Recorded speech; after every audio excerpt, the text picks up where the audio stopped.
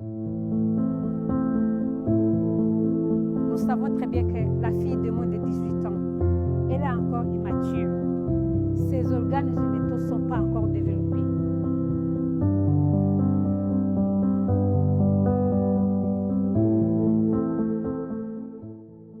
Ce matin, je me mets devant vous avec tout le respect que je vous dois. Je me mets dans la peau d'une fille Bamoun.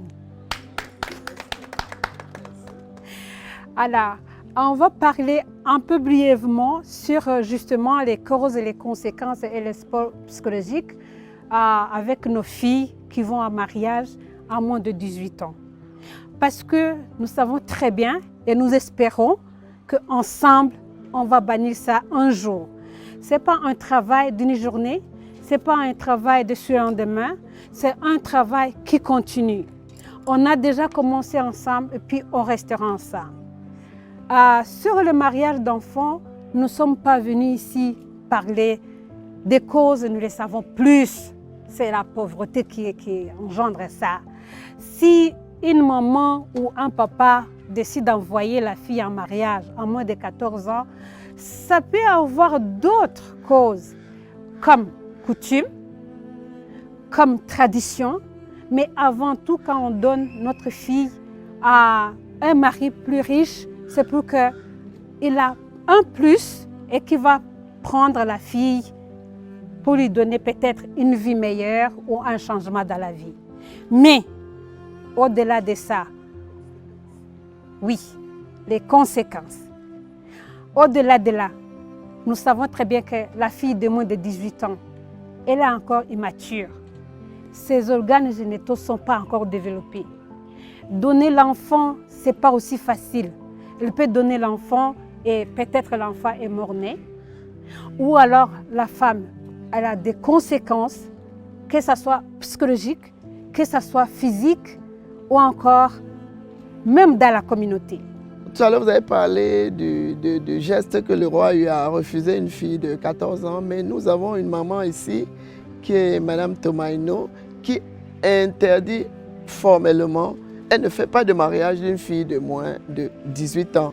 Ça, c'est un geste très fort qui amène les parents à réfléchir.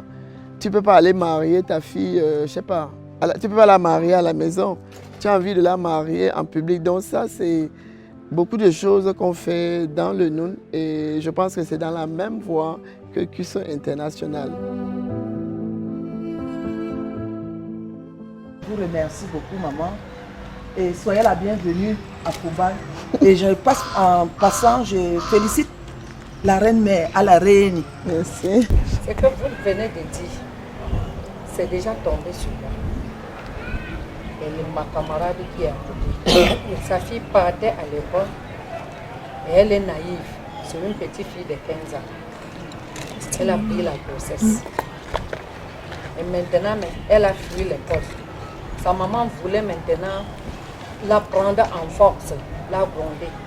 Et comme ça m'avait déjà arrivé, comme vous venez de dire, quand tu avais les enfants à la maison, surtout les filles, même les garçons, il faut dialoguer avec les enfants. Oui. J'ai appelé la fille, j'ai appelé sa maman.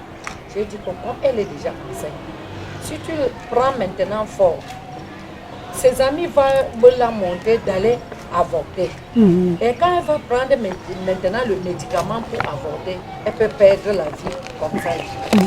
Sa maman a bien compris maintenant. J'ai ramené la fille maintenant. Elle a parlé doucement, doucement. Jusqu'à présent, elle est enceinte. Elle n'a pas encore accouché. Et votre conseil que vous avez donné, c'est bien.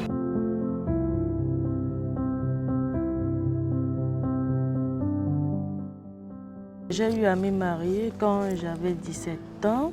Madame Tomaino a dit non, comme t'es petite. Et quelques mois plus tard, j'avais conçu et j'avais fait une fausse couche. Ma belle-mère a commencé les problèmes que je me suis fait avorter parce que je ne voulais pas garder l'enfant de son fils et que peut-être que je voulais utiliser son fils pour qu'il me paye l'école, tout ça.